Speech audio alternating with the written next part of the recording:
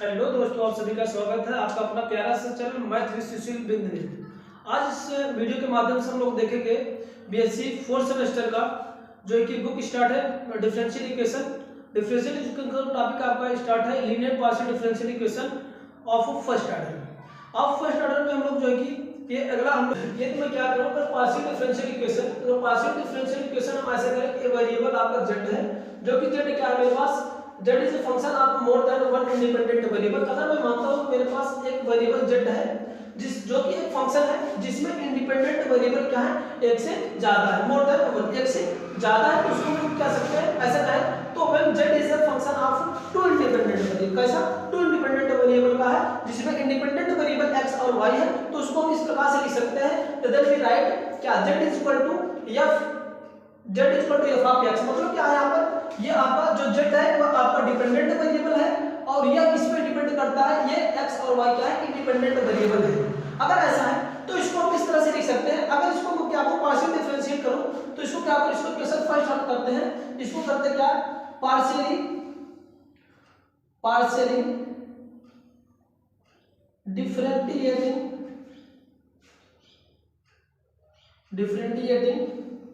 With respect to किसके, अगर x के रिस्पेक्ट में इसको करूं तो मेरे पास एक ऐसा होगा रिस्पेक्ट क्या होगा, तो जैसे इसको x के रिस्पेक्ट में इसको डेरिवेट करूंगा पार्शियली, तो डेल z अपान का क्या बनेगा, डेल x हो जाएगा। और इसको पार्शियल करेंगे तो इसको हम लोग रिप्रेजेंट करते हैं डेल z अपान का del, sorry del theta del z upon का डेल x को, और इसको रिप्रेजेंट करते हैं स्मॉल p से। तो मेरे पास ये एक टर्म आ जाता है कि जब हम दिए गए मेरे पास जो भी फंक्शन है z का, जो मेरे पास फंक्शन है जिसमें दो इंडिपेंडेंट वेरिएबल है, उसको x के रिस्पेक्ट में पार्शियल डिफरेंशिएट करेंगे तो हमारे पास डेल z अपान का डेल x होगा, जिसको हम लोग रिप्रेजेंट करते हैं किससे, y से करते हैं। अगर यही बात हम लोग ऐसा कर ले कि अगर इक्वेशन को पार्शियल डिफरेंशिएट करें, partially differentiating with respect to किसके, अगर y के रिस्पेक्ट में करेंगे तो हमारे पास एक और आ जाएगा, पार्शियल डेरिवेटिव आ जाएगा, जो कि क्या बनेगा हमारे पास, अगर y के रिस्पेक्ट में करोगे तो ये डेल z अपान का डेल y बन जाएगा, और तब ये जो होगा इसको हम लोग रिप्रेजेंट करते हैं q से। अब इसको हम लोग क्या करते हैं, अगर y के रिस्पेक्ट में जो भी पार्शियल डिफरेंशिएट करेंगे तो हमारे पास क्या मिल जाएगा, q मिल जाएगा, ये मिल गया। अब मेरे पास ये आपका हो गया। अगर अगेन मैं करता हूं इसको इक्वेशन में 2 दे रहा हूं, नाम दे रहा हूं, इसको इक्वेशन 3 दे रहा हूं, ओके। अगर मैं बात करूं, क्या करूं कि अगर ये ऐसा कर लूं इसको, अगर इक्वेशन फर्स्ट को हम लोग इसको इक्वेशन सेकंड को हम करें क्या, पार्शियल डिफरेंशिएट अगेन करें। अब मैं यहां पर लिख रहा हूं अगेन पार्शियल डिफरेंशिएटिंग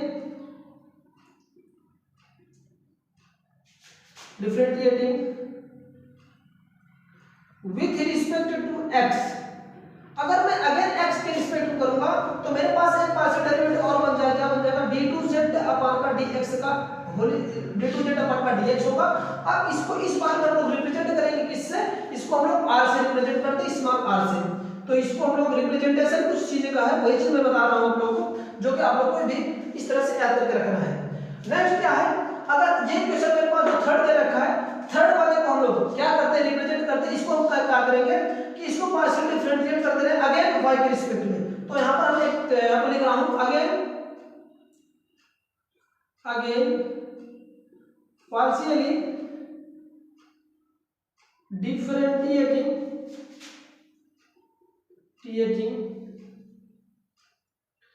इक्वेशन, कौन सा इक्वेशन, थर्ड को किसके, विथ रिस्पेक्ट टू किसके, y के। अगर y के रिस्पेक्ट में इसको अगेन में करा तो क्या हो जाएगा, अब ये मेरे पास नया क्वेश्चन बन जाएगा, क्या बनेगा मेरे पास, d2z अपान का dy स्क्वायर बन जाएगा, क्या बनेगा d2, यहां पर मैं लिख रहा हूं डबल डेरिवेटिव है d2z अपान का dy का स्क्वायर। अब ये जो होगा उसको हम लोग एक नाम और दिए हैं कि जिसको हम लोग t से रिप्रेजेंट करते थे, स्मॉल t से। तो ये हो गया, ये रिप्रेजेंटेशन है, और कुछ चीजों को आपको जानना है। फिर एक और बचा है यहां पर, उसको हम लोग कुछ इस प्रकार से करते हैं, ये 2 और 3 को अगर हम लोग क्या करते हैं, इसको हम y के रिस्पेक्ट में पार्शियल डिफरेंशिएशन करें तो हम लिखेंगे क्या, अगेन इक्वेशन सेकंड, ऐसे again partially पार्टियली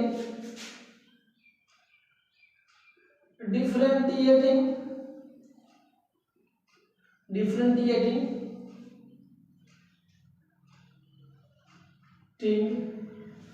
with respect differentiating equation आपका कौन सा है, इक्वेशन मेरे पास ये सेकंड है, इक्वेशन सेकंड को किसके विथ रिस्पेक्ट टू किसके, इस बार मैं इसको y के रिस्पेक्ट में कर रहा हूं, किसके y के रिस्पेक्ट में करूंगा तो मेरे पास क्या होगा, वैसे पहले से एक बार x के रिस्पेक्ट में हुआ है, अगर इसको अगेन हम जो है कि y के रिस्पेक्ट में करेंगे तो मेरे पास ऐसा कुछ बन जाएगा, क्या हो जाएगा,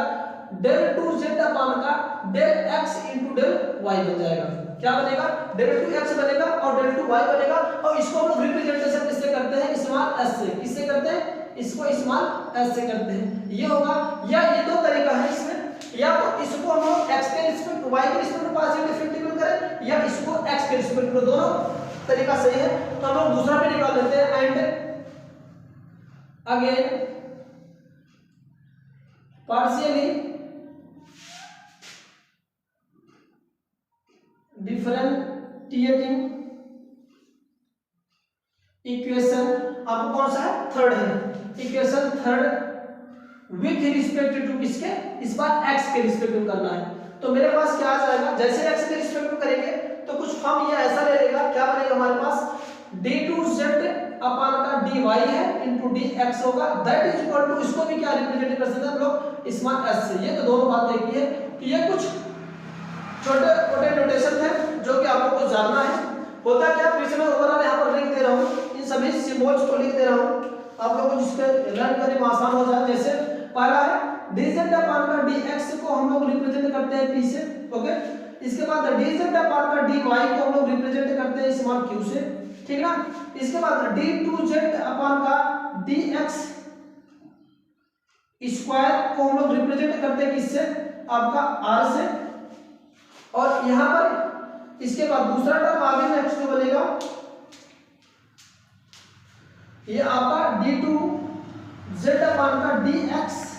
और dy जो बनेगा मेरे पास क्या हो जाएगा, s हो जाएगा, इसके बाद d2z अपान का dy का स्क्वायर जो हो जाएगा वो मेरे पास t बनेगा, ठीक ना, ये इसको एक और तरीके से लिखा जा सकता है, ये ऐसा d2z अपान का dy into dx होगा, तो भी क्या होगा, ये दोनों बोथ आर सेम ही है, ठीक ना, ये दोनों सेम ही है, तो ये कुछ रिप्रेजेंटेशन है जो कि आपको इसमें जानना होगा पार्शियल डिफरेंशियल इक्वेशन में, तो dz ये तो यहाँ पर जो z है वो आपका डिपेंडेंट वेरिएबल है और x और y का है इंडिपेंडेंट वेरिएबल है, उम्मीद करता हूँ कि चीज आपको समझ में आया होगा, ठीक है ना, नेक्स्ट आगे हम लोग चलेंगे, अब कुछ यहाँ पर मेथड्स हैं, आपको पढ़ना क्या है, ओरिजिनल पार्शियल डिफरेंशियल इक्वेशन हमें पढ़ना है, जिसमें दो मेथड है, दो मेथड जो अगला टॉपिक्स पे सीखेंगे वो formation of the partial differential equation है, किस तरह से हम लोग फॉर्मेशन करेंगे पार्शियल डिफरेंशियल इक्वेशन के, इसके लिए दो रास्ते हैं, दो मेथड है, पहला आपका है कि by eliminating of the arbitrary constant, जो भी कांस्टेंट गिवन है उसको एलिमिनेट करके हम तब जो है कि पार्शियल डिफरेंशियल इक्वेशन को सॉल्व कर सकते हैं, दूसरा आपका है bye eliminating of the arbitrary function, दूसरा फंक्शन को एलिमिनेट करके हम लोग किस तरह से पार्शियल डिफरेंशियल इक्वेशन को फाइंड कर सकते हैं। इसके लिए क्या है कि जैसे मैं मानूं क्या कि फॉर्मेशन ऑफ पहला वाला मेथड फॉर्मेशन ऑफ पीडीई मतलब formation of partial differential equation होता क्या, पहला मेथड लेके चलूं क्या था कि by eliminating of the arbitrary constant, arbitrary constant अगर ऐसा है का क्या नाम, मानते हैं let a function of z of x and y, तो इसको हम इस तरह से सच दैट फॉर्म कर सकते हैं phi of x y z a b, इसका मतलब क्या है कि ये मेरे पास कोई फंक्शन गिवन है, कोई फंक्शन है जिसमें ये z आपका डिपेंडेंट वेरिएबल है और x और y इंडिपेंडेंट वेरिएबल है, a और b क्या आपका कांस्टेंट है इज इक्वल टू 0, इस तरह से मेरे पास कोई भी अगर एक आपका इक्वेशन गिवन है तो उसको हम किस तरह से लिखेंगे, उसके लिए कुछ कांसेप्ट होते हैं, रूल होते हैं, उसको हम समझ लेते हैं क्या कैसा होता है कि पहले तो नंबर जैसे यहाँ पर देख रहे हो दो आपका कांस्टेंट है और दो आपका इंडिपेंडेंट वेरिएबल है, ऐसा भी हो सकता है कि कांस्टेंट मोर देन हो सकते हैं, 2 से 3 हो सकते हैं, वेरिएबल 2 होगा, तो उस केस में कुछ रूल्स है, क्या है उसको हम लोग जान लेते हैं कि the numbers of arbitrary constant, ये जो आर्बिट्री कांस्टेंट्स अगर जो है कि नंबर्स ऑफ इंडिपेंडेंट वेरिएबल के इक्वल हो जाए, कहने का मतलब ये इंडिपेंडेंट वेरिएबल और जो कि आर्बिट्री कांस्टेंट है अगर वो दोनों वैल्यू बराबर हो जाए, यानी दोनों की वैल्यू इक्वल हो, तो उस केस में जो हमारे पास लीनियर पार्शियल डिफरेंशियल इक्वेशन मिलेगा उसको क्या होगा, मैक्सिमम सिंगल मिल जाएगा, वो हमें आपका ए और बी यानी आर्बिट्री कांस्टेंट को एलिमिनेट किया जा सकता है, यानी क्या कर दिया जाएगा। दूसरी बात यह है कि अगर नंबर्स ऑफ आर्बिट्री कांस्टेंट अगर ग्रेटर देन और नंबर्स ऑफ इंडिपेंडेंट वेरिएबल्स है, तब उस केस में हमें क्या करना पड़ेगा, दिए गए क्वेश्चन को जो भी होगा उसको मोर देन वन टाइम क्या करना पड़ेगा, डेरिवेटिव करना पड़ेगा। ये चीज आपको समझ के रखना है। जैसे मैं यहाँ पर एक एग्जांपल है, यहाँ पर ले रहा हूँ, यहाँ पर z लिया, z equal to x plus का a और दूसरा क्या y प्लस का b है ना। यहाँ पर देख रहा हूँ दो इंडिपेंडेंट वेरिएबल है, यानी x और y दो इंडिपेंडेंट वेरिएबल है और a और b दो आपका क्या है, कांस्टेंट आपका क्या है, आपका आर्बिट्री कांस्टेंट है। तो इस केस में देख रहे हैं इंडिपेंडेंट वेरिएबल और जो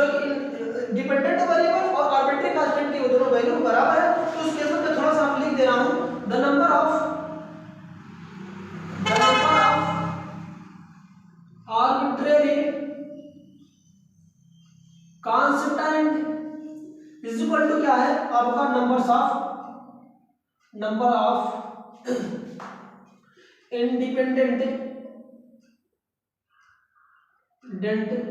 वेरिएबल, और दोनों कितने हैं, ये 2 के बराबर है। अगर ऐसा है तो पक्की बात है एक ही बार में हमें डेरिवेटिव करने पर क्या हो जाएगा, ये हमारा a और b दोनों आर्बिट्री कांस्टेंट क्या हो जाएंगे, एलिमिनेट हो जाएंगे। चलो एलिमिनेट करते हैं, इसको इक्वेशन फर्स्ट अज्यूम कर लेते हैं। पहला हम क्या करेंगे, इसमें दो इंडिपेंडेंट वेरिएबल है, एक x है दूसरा y है, तो हम क्या करेंगे, पहली बार हम इसको इक्वेशन को फर्स्ट को डेरिवेटिव करेंगे x के रिस्पेक्ट में। तो पहला जैसे हम लोग फर्स्ट आपका डिफरेंशिएट करेंगे, लिखे क्या, डिफरेंशिएटिंग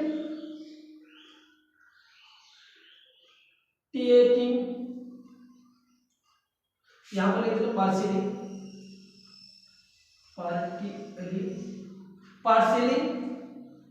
डिफरेंशियल इक्वेशन फर्स्ट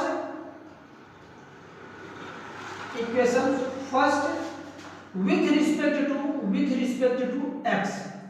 जैसे मैं x के रिस्पेक्ट में इसको पार्शियल डेरिवेटिव करूंगा तो मेरे पास क्या आ जाएगा, ये बनेगा डेल z अपॉन का डेल x हो जाएगा, दैट इज इक्वल टू क्या होगा, x के रिस्पेक्ट में कर रहे हैं, ये 1 हो जाएगा और ये क्या हो जाएगा, मेरे पास a का 0 हो जाएगा, ये बच जाएगा y प्लस का b बच जाएगा। ओके, इसको साफ कर लेंगे तो यहां से ये आ जाएगा, यहां पर मैं लिख दे रहा हूं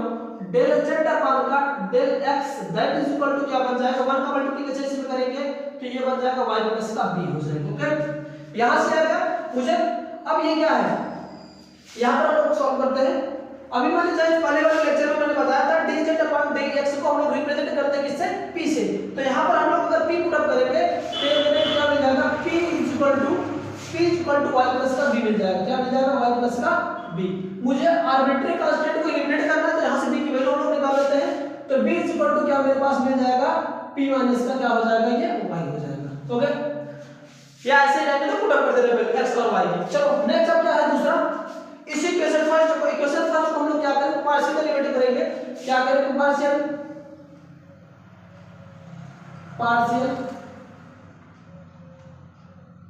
डिफरेंशिएटिव इक्वेशन आपका कौन सा है, आपका इक्वेशन फर्स्ट है विद रिस्पेक्ट टू किसके, आपका इस टाइम हम लोग y के रिस्पेक्ट में करेंगे तो देन वी गेट क्या मिलेगा, देन वी हैव मिल क्या आ जाएगा मेरे पास डेल z अपॉन का ये डेल y हो जाएगा, ठीक ना। देन ये y बनेगा, y के रिस्पेक्ट में करेंगे इज इक्वल टू ये तो एज कांस्टेंट है x प्लस का a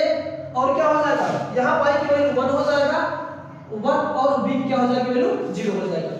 इसको थोड़ा सा और सिंपल करेंगे, सॉल्व करेंगे तो डेल y अपॉन का del z is equal to क्या बन जाएगा, इसका पूरा 1 हो जाएगा, x प्लस क्या मिल जाएगा मेरे पास, a मिल जाएगा। ओके, अब जहां से जैसे ये मिल गया मेरे पास, यहां से हम लोग क्या करते हैं, a और b की वैल्यू जिस तरह से यहां से लोग b की वैल्यू निकाली है, ये b इक्वल टू क्या मेरे पास मिल गया, p माइनस का क्या मिल गया मेरे पास,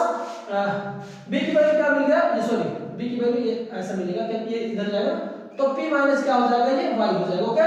वैसे इसकी वैल्यू हम लोग रिप्रेजेंट कर देते हैं, हम लोग जानते हैं क्या, डेल z अपॉन का डेल y को रिप्रेजेंट कर देते हैं q से। मैंने पहले ही नोटेशन बताया था, ये q इक्वल टू क्या हो जाएगा, x प्लस का a बनेगा। ओके,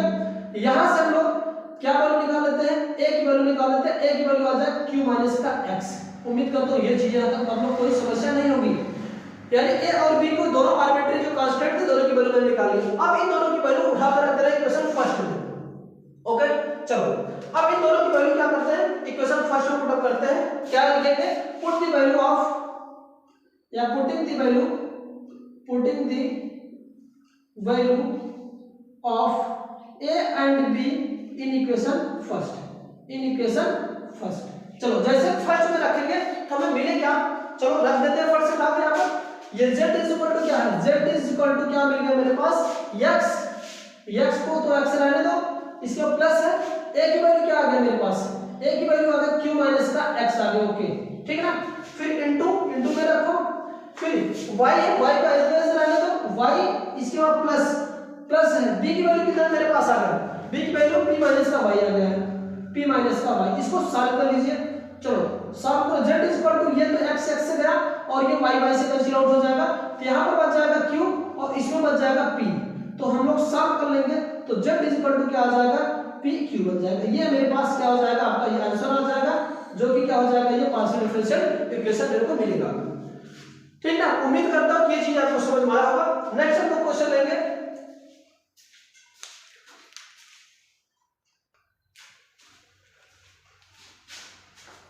चलो नेक्स्ट आपका दूसरा क्वेश्चन है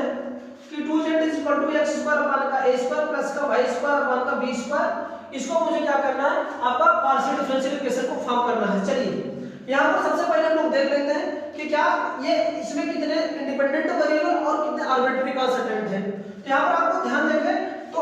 a और b दो तो आर्बिट्ररी कांस्टेंट है और x और y क्या है, दो तो इंडिपेंडेंट वेरिएबल है। तो हमारा कांसेप्ट क्या लग जाएगा, ये लगेगा कि दो बराबर है। अगर लिखना चाहो तो आप लोग लिख सकते हो, कोई दिक्कत नहीं है, लिखेंगे the number of arbitrary constant is equal to number of independent variable.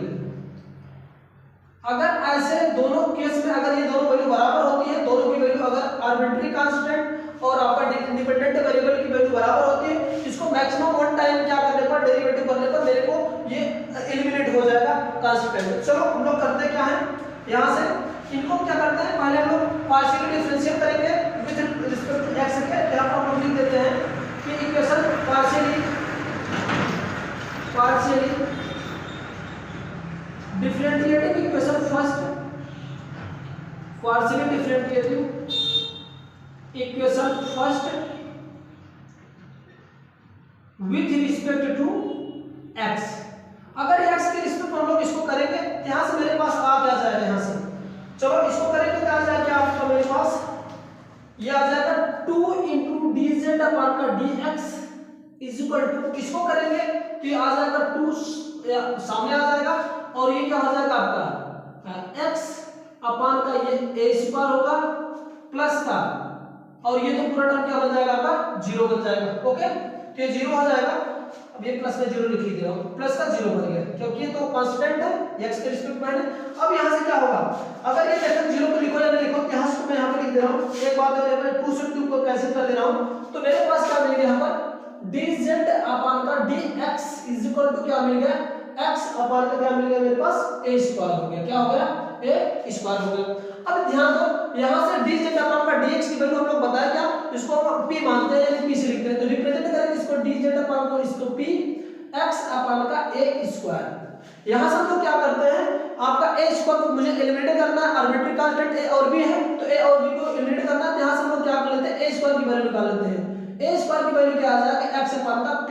उम्मीद करता हूं कि ये चीज आप लोग को कोई समस्या नहीं उत्पन्न कर रहा होगा। तो ये x अपान का p आ गया। फिर नेक्स्ट टाइम हम लोग क्या करते हैं, इसी क्वेश्चन फर्स्ट को y के रिस्पेक्ट में पार्शियल डेरिवेटिव करेंगे, तो हम करेंगे क्या, partially differentiating with sorry equation differentiating equation first with respect to किसके,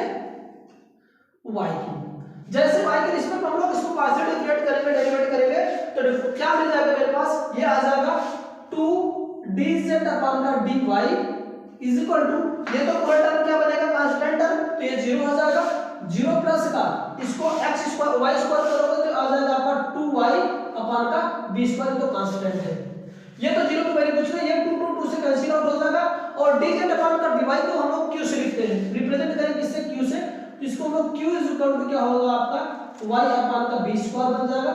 तो यहां से अगर हम b स्क्वायर की वैल्यू निकालना चाहें तो क्या बन जाएगा, y अपान का q बन जाएगा। ओके, ये मेरे पास ए स्क्वायर और बी स्क्वायर की वैल्यू दोनों मिल गए मुझे। अब ए स्क्वायर और बी स्क्वायर की वैल्यू पुट कर देते हैं इक्वेशन फर्स्ट में, तो देन क्या होगा उसको देखते हैं। हम लोग लिखेंगे क्या यहाँ पर,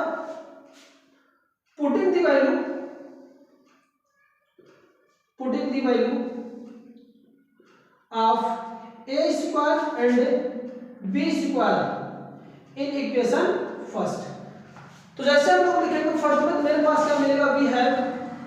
या वी गेट करते हैं हम लोग, क्या हो जाएगा, चलो यहाँ पर पुट करते हैं 2z है यहाँ पर मेरे पास, चलो 2z को ऐसे रहने दे, कोई बात नहीं है, इसको ऐसे रहने दे, कोई समस्या नहीं है। 2z इज इक्वल टू, मुझे a और b को रिमूव करना है, तो x स्क्वायर को ऐसे रहने दो, x स्क्वायर अपॉन का a स्क्वायर की वैल्यू क्या मेरे पास आ गई है, a स्क्वायर की वैल्यू मेरे पास आया है x अपॉन का p, तो यहाँ पर लिख देते हैं x अपॉन का p प्लस का y स्क्वायर को y स्क्वायर आज यूज रखना, इसके बाद b स्क्वायर की वैल्यू क्या मेरे पास आ गया, y अपॉन का q आ गया, y अपॉन का q आ गया। चलो इसको सॉल्व करो, तो यहाँ से आ जाएगा 2z इज इक्वल टू, ये p ऊपर जाएगा और ये तो कैंसिल करेगा, एक y से कैंसिल करेगा, ऊपर बन जाएगा px और नीचे क्या हो जाएगा, इधर से q ऊपर जाएगा तो qy बन जाएगा। तो यहाँ से मेरे पास जो इक्वेशन आ जाएगा 2z इज इक्वल टू क्या मेरे पास बन गया आपका px, और ये क्या बनेगा px प्लस का qx, तो विच इज रिक्वायर्ड इक्वेशन होगा, इसको हम लोग लिख देते हैं 2z is equal to px plus का qy, ये मेरे पास क्या होगा, which is required equation of partial differential equation. Okay, तो ये आपका था। इस तरह से अगर लिखना चाहो तो लिख सकते हो, यहाँ पर हम लिख देते हैं विच इज रिक्वायर्ड PDE, तो ये हो जाएगा आपका पार्शियल डिफरेंशियल इक्वेशन जो मेरे पास रिक्वायर्ड आया है। उम्मीद करता हूँ ये चीज आपको समझ में आया होगा। अगर वीडियो आपको अच्छी लगी हो तो प्लीज शेयर करिए, और चैनल पर नए हैं तो चैनल को सब्सक्राइब कर लीजिए तथा बेल आइकन को भी ऑन कर लीजिए, क्योंकि इस प्रकार की वीडियो आप लोगों को पाने के लिए जो हम वीडियो अपलोड की जाए आपके पास नोटिफिकेशन पहुंच जाएगा। Thank you for watching this video.